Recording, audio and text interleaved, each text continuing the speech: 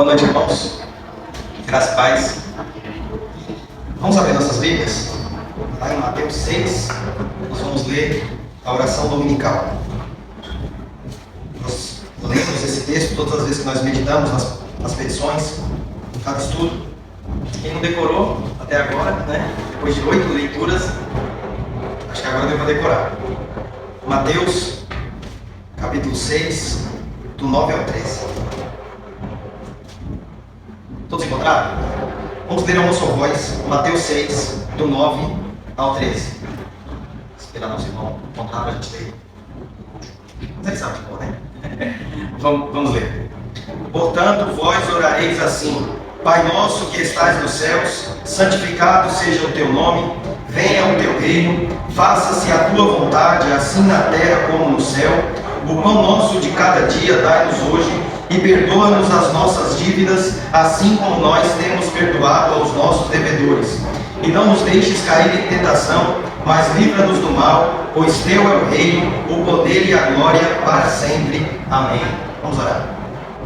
Senhor, nós te agradecemos, ó Pai, por estarmos aqui na tua presença, com parte do teu povo, para falar com o Senhor, ó Deus, para lançar, ó Deus, todas as nossas ansiedades ao Senhor, fazê-las conhecidas ao Senhor, ó Deus, ao invés de andarmos ansiosos, confiados, ó Deus, na nossa própria força, nós queremos, ó Deus, depositar toda a nossa vida diante de Ti, ó Deus. Que o Senhor, Pai, continue nos abençoando, nos enriquecendo, ó Deus, nesses momentos de oração. E agora, ó Deus, com esse breve estudo da Tua Palavra, nós Te pedimos iluminação. Que o Senhor, Pai, nos guie, para que possamos aprender um pouco mais dessa oração tão preciosa que o Teu Filho amado, Jesus Cristo, nos ensinou.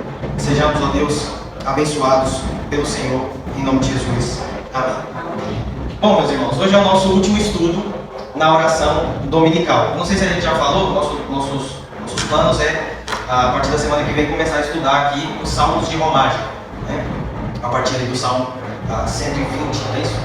Então nós vamos começar a estudar esses Salmos, toda semana um Salmo, a não ser que seja necessário, né, Vitor? Aí a gente divide, a depender do tamanho do texto. Mas hoje a gente termina os nossos estudos na oração dominical. E o texto, irmãos, a parte do texto que nós vamos estudar hoje é essa última parte. Pois teu é o reino, o poder e a glória para sempre. Amém. Não é uma petição, tá certo? É como o primeiro estudo que nós tivemos. A oração dominical ela tem essas três partes, né? O prefácio, as petições, que eram quantas? São quantas petições? 6, se nós considerarmos que essa última frase aqui, né? As livra-nos do mal, não nos deixe em tentação, mas livra-nos do mal. Se nós entendermos que são 2 petições, então são 7. Mas como o nosso irmão trouxe junto, nós tivemos aí 6 petições. E agora, irmãos, nós temos a conclusão. Então, prefácio, petições e conclusão. Hoje nós vamos estudar a conclusão da oração dominical, da oração do nosso Senhor Jesus Cristo. E aí, um esboço, como a gente sempre traz, para nós termos uma visão geral do que a gente vai meditar aqui hoje. Primeiro, irmãos, nós vamos ter uma introdução e nós vamos falar sobre o significado dessa conclusão, que também é conhecida como doxologia. E aí daqui a pouco a gente traz uma definição dessa palavra.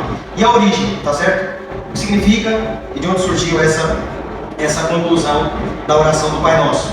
Depois, na primeira parte, nós vamos falar sobre o reino e o poder de Deus. Essas 2 palavras que aparecem ali, que se referem à soberania de Deus e à sua onipotência. Deus governa sobre todas as coisas, Ele detém o poder absoluto sobre tudo o que existe, né? E aqui por último nós vamos falar sobre a gloriosa excelência de Deus. Nós vamos entender como é que essas palavras, esses conceitos aqui se comportam dentro da oração dominical, dentro dessa conclusão. E por último, a gente traz algumas aplicações práticas, como a gente sempre faz aqui. Então, irmãos, primeiro, o que significa doxologia? Não é? Essa conclusão da oração do Pai Nosso também é conhecida como doxologia. O que isso significa? E qual é a origem? Nós vamos ver isso agora. Alguém sabe o que é doxologia? Exceto os irmãos que eu sei que sabem, né? Esdras, Vitor. Alguém arrisca falar alguma coisa sobre isso? Já ouviu falar essa palavra alguma vez? A Georgina esqueci. O que é doxologia, Diogo? Ela já ouviu falar. Alguém? Não? Não? Você quer falar? Então vou trazer uma definição simples aqui, tá certo? Para todo mundo entender. Então, doxologia, em palavras bastante simples, é uma expressão de louvor que glorifica e exalta a Deus. É uma forma de reconhecimento e adoração, uma maneira de demonstrar respeito e honra pela sua grandeza. Então, o que é doxologia? É qualquer expressão, qualquer manifestação humana que visa glorificar a Deus, bendizer a Deus. E isso pode aparecer de várias formas, né? Através de uma oração, o que é o caso aqui, através de que mais? Música. A música ela deve ser doxológica, né? Ela deve glorificar a Deus, exaltar a Deus. A gente está falando especificamente de músicas de culto, né? Músicas litúrgicas. O que mais? Pode ser? A pregação. Tem muitas pessoas às vezes pensam que não, né? Inclusive tem um livro sobre isso, né? A exultação expositiva. O pastor John Piper fala da pregação como um ato de adoração a Deus, né? A pregação, e a gente pode pensar também em textos doxológicos, textos que visam glorificar a Deus. A Bíblia está cheia deles. A gente vai ler uns 2 ou 3 daqui a pouco. Então é isso, irmãos. É uma expressão de glorificação a Deus. Vocês conseguem olhar para esse texto e perceber isso? No versículo 13 aqui no final, vocês conseguem perceber que é uma expressão de adoração, de honra a Deus? Veja, pois teu é o reino, o poder e a glória para sempre. Amém. Então isso fica claro aqui nas palavras da conclusão. Irmãos, na Escritura, as doxologias, elas frequentemente aparecem mescladas em hinos e orações. Nós vamos ver isso o tempo todo. E aí nós vamos ver essas referências aqui. Nós não vamos ver todas as referências que aparecem no estudo por causa do nosso tempo. Mas essas aqui a gente vai ler. Menos a última que todo mundo sabe qual. Vou pedir para Esdras ler para a gente, por favor, Daniel 2, do 20 ao 23. E vou pedir para Vitor ler 1 Timóteo 1, 17. Então nós temos aí 2 textos, irmãos, que tem alguns elementos de doxologia, de exaltação a Deus. Um livro profético / histórico e o outro uma epístola pastoral. Pode ler. Isso, Daniel. Seja bendito o nome de Deus de eternidade a eternidade, porque Ele é a sabedoria e o poder. É Ele quem muda o tempo e as estações, que move reis e estabelece reis. Ele dá sabedoria aos sábios e ninguém aos inteligentes. Ele revela o profundo e escondido, conhece o que está em trevas, e com ele mora a luz. A ti, ó Deus de meus pais, eu te retraço de novo, porque me deste sabedoria e poder, e agora me fizeste saber o que pedimos, porque nos fizeste saber este caso. Assim é o Rei eterno, imortal, invisível, Deus único, honra e glória pelos séculos dos séculos. Amém.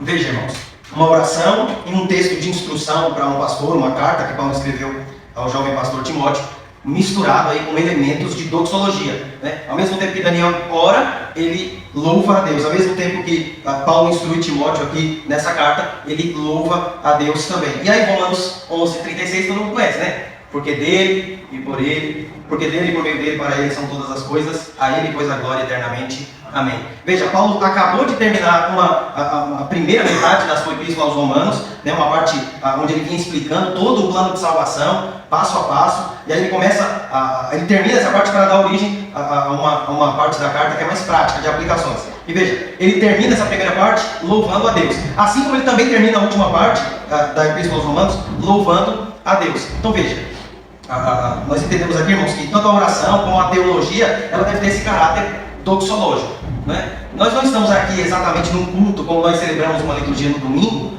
mas nós estamos aqui orando, estudando a palavra de Deus, mas isso aqui deve estar preenchido por elementos, por sentimentos e expressões de adoração a Deus. Então isso permeia toda a Escritura. Então isso é doxologia. Deu para entender, irmãos? Quando você ouvir essa palavra, algumas passagens da Bíblia vai ter esse subtítulo aí, colocado pela Sociedade Bíblica. Você já vai saber mais ou menos aí sobre o que ele fala no texto. É um texto que louva a Deus, que exalta a Deus. Tá certo? Seja uma oração, uma música, ou até textos que a gente nem imagina, né? Como textos mais doutrinários, uma epístola, né? Uma carta, mas mesmo assim isso aparece. E a origem, amigos?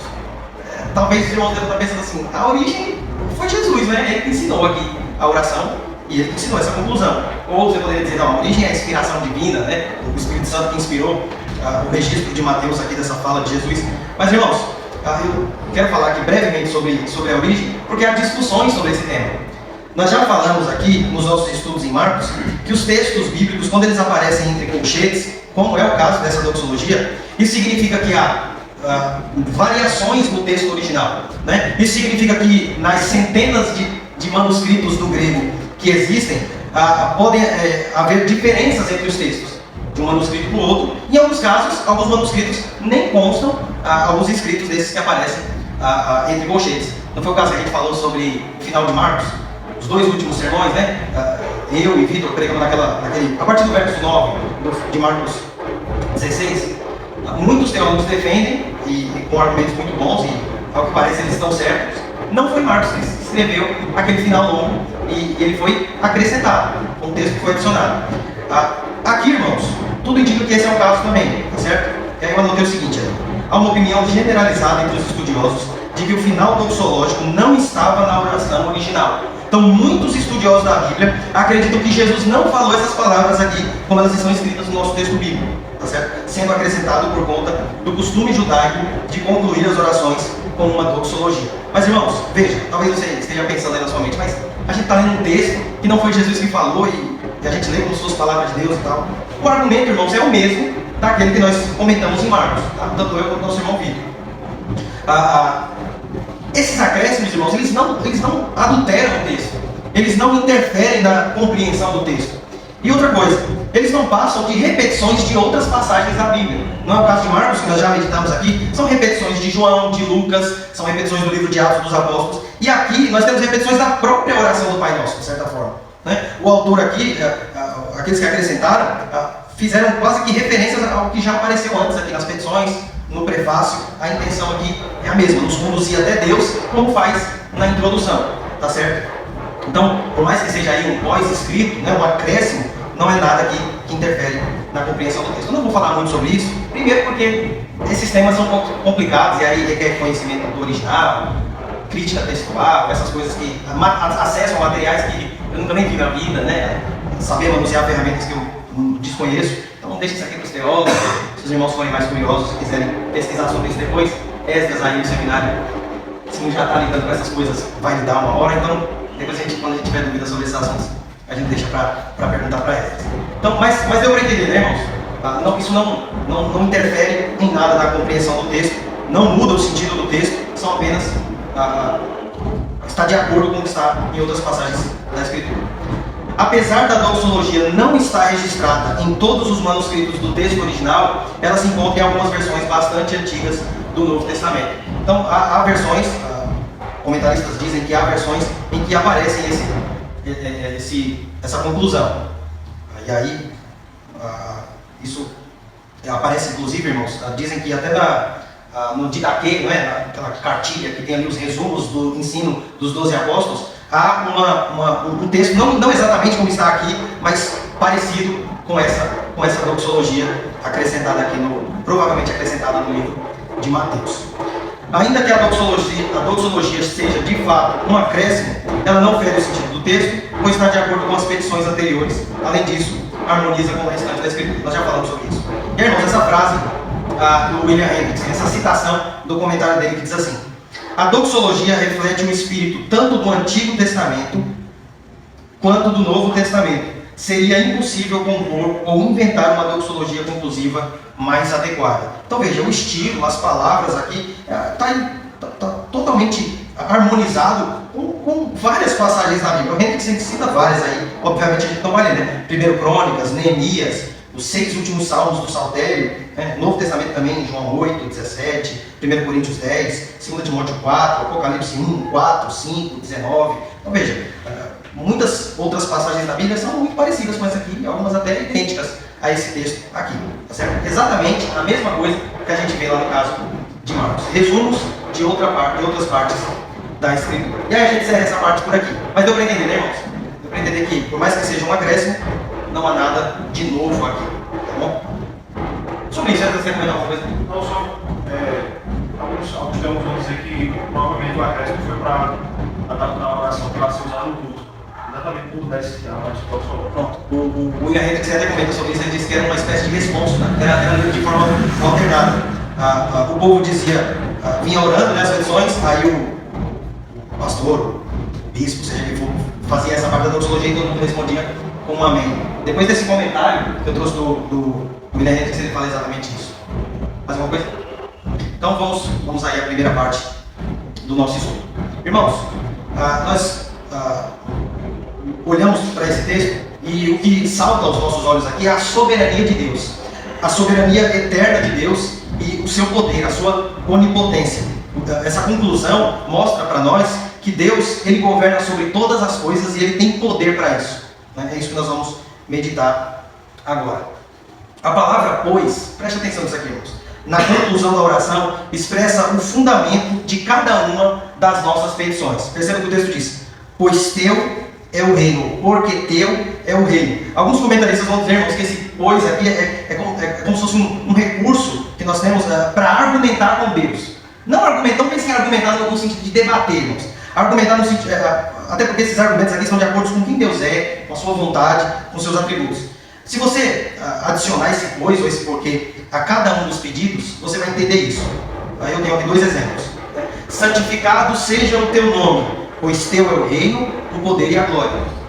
Aí vem a segunda petição: venha o teu reino, pois teu é o reino, o poder e a glória. E assim sucessivamente. Isso se aplica a todas as outras petições. Há quem defenda que isso aqui se refere apenas à última petição, a sexta. Não nos deixe cair em tentação, mas livra-nos do mal, pois teu é o reino, o poder e a glória para sempre. Amém. Mas a gente vê, irmãos, claramente que ela se aplica a todos os outros pedidos. Por Deus ser o rei de todo o universo, por Deus governar sobre todas as coisas e ter todo o poder, Ele tem todo o direito de que seu nome seja conhecido, que o seu reino avance, cresça e seja reconhecido. Porque Deus tem poder, Ele governa sobre todas as coisas, Ele é o único capaz de nos dar o pão de cada dia, perdoar os nossos pecados, não nos deixar cair em tentação, nos livrar do mal. É nesse sentido que nós pegamos a doxologia aqui, a conclusão, como uma forma de argumentar com Deus. Nós pedimos e a base, o lastro do nosso pedido é quem Deus é e a sua vontade, o seu poder, a sua soberania. Então, nós podemos, irmãos, ter fé de que Deus atenderá aos nossos pedidos, porque nós estamos pedindo de acordo com quem Ele é, com a sua vontade. Então, vejamos. O texto começa priorizando a Deus e termina priorizando a Deus, a sua vontade, o seu reino, o seu poder. Então, nós vemos qual é o enfoque principal da oração dominical. O centro da oração não somos nós. Jesus deixa isso claro aqui. Até a forma como o texto é construído, como a oração é construída, começando e terminando com Deus, mostra que nós não somos o centro da oração. Tá certo? Nós vamos ver isso um pouco mais para frente. Mas, apesar de nós sermos, irmãos, os beneficiados com a oração, porque nós não ajudamos Deus em nada com as nossas orações. Ele pode fazer Deus. Deus não é abençoado com as nossas orações. Nós somos abençoados, nós somos transformados, nós somos santificados à medida que nós fazemos uso desse meio de graça. Mas, por mais que nós sejamos o alvo das bênçãos advindas da oração, nós não somos o centro. Prioridade, o centro é Deus, a sua glória, a sua vontade, o seu reino. Deu para entender? Amém? Então, estamos simplesmente dizendo o seguinte, quando nós declaramos essa conclusão: Senhor, por causa de quem Tu és, por causa da soberania do Teu poder, concede nossas petições. Então veja, é uma petição, são petições que estão alinhadas com a vontade de Deus. E aí, irmãos, tanto questões terrenas quanto questões que são evidentemente espirituais, como o perdão de pecados, a libertação do mal, a proteção do poder do mal, são todas bênçãos que Deus concede a nós quando nós oramos, entendendo essa prioridade que há na pessoa de Deus.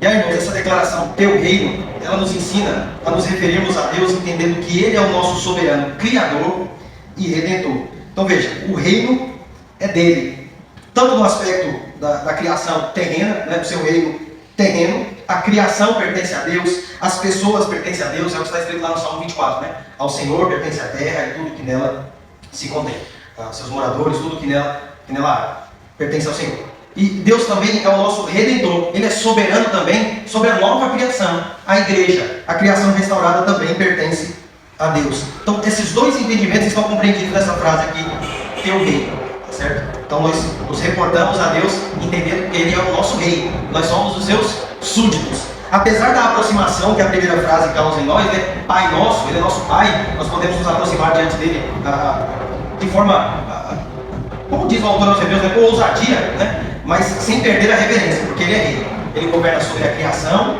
a primeira ordem criada, mas também sobre a nova criação, a igreja. Isso, irmãos, o comentarista, o falecido pastor R.C. Sproul, pastor presbiteriano, ele faz um comentário extenso sobre esse teu reino. Ele fala sobre como antigamente nós aprendíamos essa oração, que a frase era vosso reino, nas traduções mais antigas, E ele vai falar sobre teu e vosso, que na verdade comunicam a mesma coisa, mas a vosso trazia essa ideia de comunicar mais respeito, reverência, E aí ele diz que, apesar de na gramática não mudar muita coisa, na prática isso tem toda uma diferença. O nome disso é plural majestade. Interessante, Então veja, você usa o plural plural exatamente como, por exemplo, vossa senhoria. Vossa é plural, mas está Então veja, é esse o sentimento que nós devemos ter quando nós estamos orando. Às vezes a linha que separa essas duas coisas é complicada, porque às vezes a gente pensa que Deus só vai ouvir se a gente fazer aquela oração formal, com palavras bonitas, bem elaboradas, e às vezes a gente não está muito preocupado com essas coisas. Tudo bem, às vezes a gente não vai pensar nas palavras. Assim, a questão, irmãos, que nós estamos falando aqui é o respeito, a reverência, é entender que Deus é o nosso Pai, mas Ele está no céu. Né? Aquela mesma ideia de Eclesiastes 5, né? Deus está no céu e tu na terra. Então nós temos que entender que, apesar de nós termos essa relação filial com Deus, né, paternal, Deus é o nosso Pai, Ele é transcendente. Ele não precisa de nós para nada, Ele está muito acima de nós e nós lhe devemos toda a nossa vida, toda a nossa existência. Então esse é o sentimento que nós devemos ter ao orarmos ao Senhor. Significa voltar os nossos olhos com humildade e reverência para o alto, como no início da oração, nós já falamos sobre isso, em atitude de adoração, concentrando o coração e a mente na majestade e na transcendência de Deus. Irmãos, nós não falamos com Deus de igual para igual. Não é como eu falar com o Vitor aqui, um homem comum conversando com outro homem comum. Não é a mesma coisa. Nós estamos falando com o nosso Criador, com o nosso Rei, aquele que é nosso dono, porque nos criou, e é nosso dono também porque nos redimiu, nos comprou. É a ideia aí desse primeiro parágrafo: Criador e Redentor. A oração do Pai Nosso termina com o reconhecimento daquilo que pertence somente a Deus. A primeira coisa que vemos nessa conclusão é que o reino pertence a Ele. Veja o pronome possessivo aqui, né? Teu, é dele, né? O reino é de Deus. Não é nosso reino, é dele, pois só Ele tem todo o poder. E aí, irmãos, o que nós não temos aqui é uma democracia. O reino de Deus não é uma democracia. Não, acho que Vitor já falou sobre isso, né? Eu não sei, acho que eu ouvi isso recentemente. O reino de Deus, irmãos, não é governado pelo povo de Deus. O reino de Deus não é do povo. Ele não reina com base no consentimento ou com a ajuda de outro. Né? Nós vemos isso no texto que nós já citamos de Romanos 11. Quem foi que deu algum conselho a Deus, que deu alguma coisa a ele para que ele se torne devedor dessa pessoa? Não, o texto vai dizer, porque dele, por meio dele e para ele são todas as coisas. Ele governa, irmãos, com autoridade soberana. Seu reino estende-se sobre nós. Quer votemos, usando essa linguagem, né? Votemos nele ou não. Quer você entenda isso, que o reino é dele ou não, o reino continuará sendo dele. Ele continuará governando. Né? Agora, isso a gente comentou aqui, né? Por mais que nós não oremos, faça-se a tua vontade, a vontade de Deus continuará sendo feita. Independente se esse é o nosso desejo ou não, se nós oramos por isso ou não. O correto é que tenhamos esse desejo. Jesus nos ensinou a orar. Faça-se a tua vontade. Mas não depende de nós orarmos, não depende de nós queremos. Se você não quiser que a vontade de Deus seja feita, ela vai ser feita do mesmo jeito. O reino é dele. Então Jesus comunica isso em toda a oração dominical. E aí, irmãos, por último, nós vamos falar sobre a gloriosa excelência de Deus. Deu para entender tudo que a gente já comentou até aqui? Se os irmãos quiserem acrescentar alguma coisa, perguntar, fiquem à vontade. Então, terminando aqui. Gloriosa excelência de Deus. Como tudo na vida, a oração também deve redundar em glória a Deus. É isso que essa conclusão nos mostra, irmãos. Que a nossa oração, dentre tantas outras coisas, deve ser uma oração de adoração.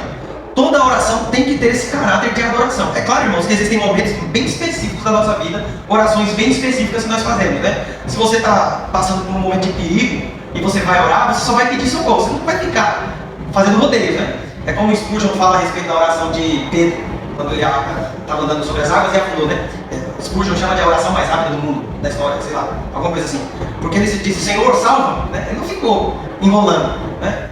Não que orar, louvando a Deus, seja enrolar. Estou falando que existem momentos que a gente faz uma oração que tem um caráter só, é mais específica, mais direta, né?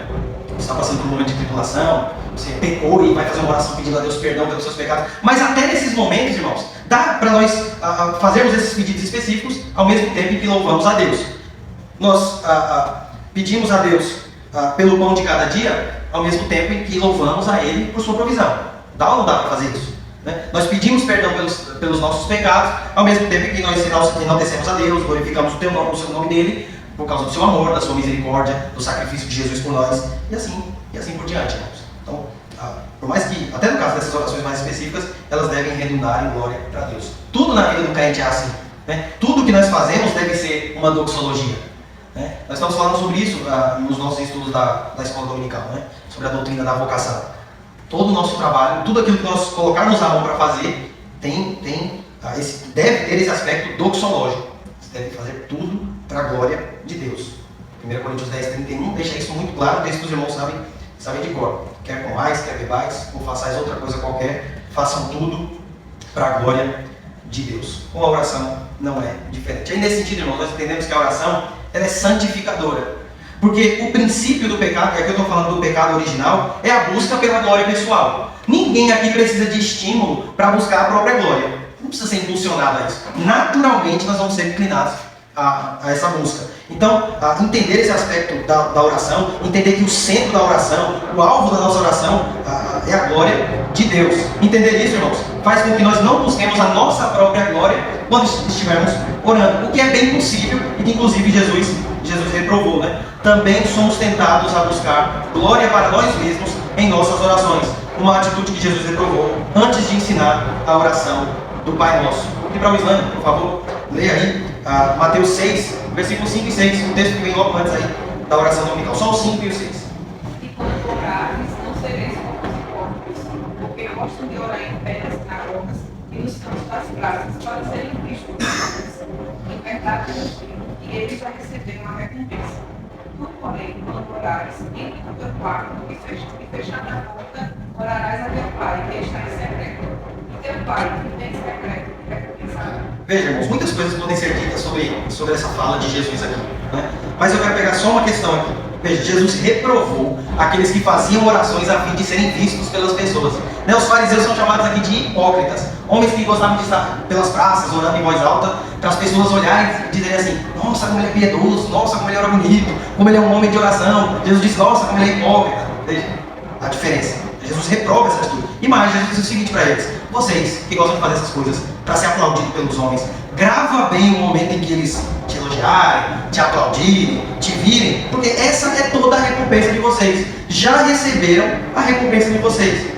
Nós, por outro lado, irmãos, quando orarmos, Jesus nos ensina que nós devemos orar em secreto. Jesus disse para nós entrarmos no nosso quarto, fechar a nossa porta. É uma referência aqui, irmãos, ao que nós vimos aqui no texto. O primeiro texto que nós lemos aqui na reunião de oração, né? Jesus saiu alta madrugada. Por quê? Porque era um momento em que ninguém iria incomodá-lo. E mesmo assim ainda vai ser depois, né? Mas a intenção de Jesus era ficar sozinho, orando com o Pai, como nós vemos em muitas outras passagens nos Evangelhos. Então veja, isso aqui Jesus está nos ensinando. Ó, ninguém precisa saber das nossas orações. É claro, irmãos, que existem orações de caráter público. Orações litúrgicas, por exemplo, né? Nós oramos individualmente, mas também oramos publicamente.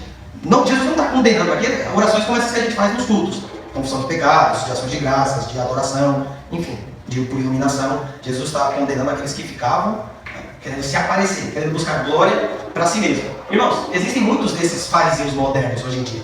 Né? Existem lugares programações religiosas por aí que parece que é uma competição para ver quem ora mais alto, quem ora mais bonito. Eu vim de lugares assim, eu sei mais ou menos como é que é. Né? Lugares assim que parece que é uma competição, parece que as pessoas querem ver quem chama a atenção de Deus mais. Né? Não é como as nossas programações de oração, que um irmão ora e o outro só começa a orar quando o irmão termina. Né?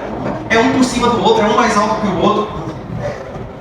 Muitas vezes, eu não duvido, que muitas vezes a motivação, irmãos, é buscar glória pessoal. Jesus manda nós fugirmos disso. E aí, nesse sentido, nós vemos a oração aqui também como algo que trabalha essa tendência nossa, essa propensão natural que nós temos. Esse é o pecado desde o Éden, né? A busca pela glória pessoal. Na oração, isso também acontece. Só acontece na pregação. Muitos pregam a fim de serem vistos, muitos cantam, tocam a fim de serem vistos. Na oração é a mesma coisa, acontece muito. E aí, para terminar, eu acredito que esse seja o último slide, essa citação aí do J.I. Packer. É uma dica, né? A dica de hoje para vocês aí. Olha o que ele diz: um bom teste é se perguntar quão infeliz você fica se Deus é louvado enquanto você não. E igualmente, se você é louvado enquanto Deus não é. O cristão maduro é feliz por não receber glórias, mas fica incomodado se os homens não estão dando glórias a Deus. Olha que teste precioso, né, irmãos? Qual é o seu sentimento quando Deus é glorificado e você não? Você fica triste? Se você ficar triste, é complicado, né? O contrário também vale, né, irmãos? nós ficamos tristes quando Deus não é glorificado e ao invés disso a glória está vindo para nós. Então, nós lembremos disso quando nós estivermos fazendo as nossas orações.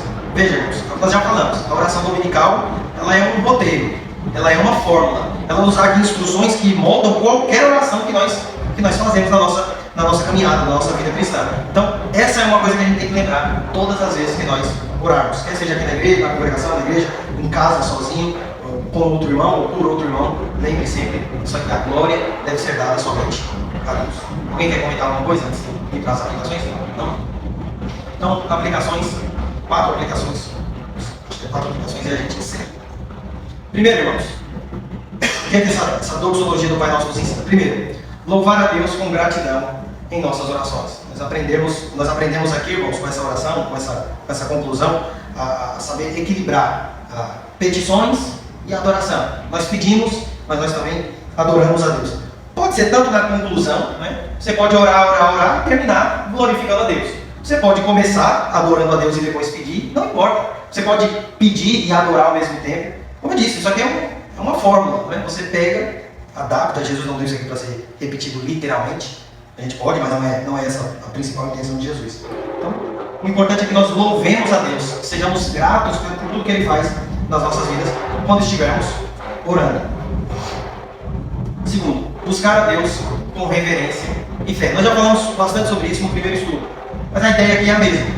É reverenciar a Deus, é nos aproximarmos dEle com fé, crendo que o reino é dEle, crendo que Ele tem todo o poder, crendo que a sua glória é eterna, né? Todos esses atributos, essas perfeições de Deus são eternas. Nós devemos crer nisso. Terceiro, irmãos, confiar na soberania de Deus. Nós podemos descansar no Senhor, podemos adorá-lo confiantes, porque Ele é soberano e Ele governa sobre todas as coisas. E por último, buscar somente a glória de Deus em nossas orações. Amém? Então, que Deus nos abençoe. Alguém tem alguma dúvida, algum comentário?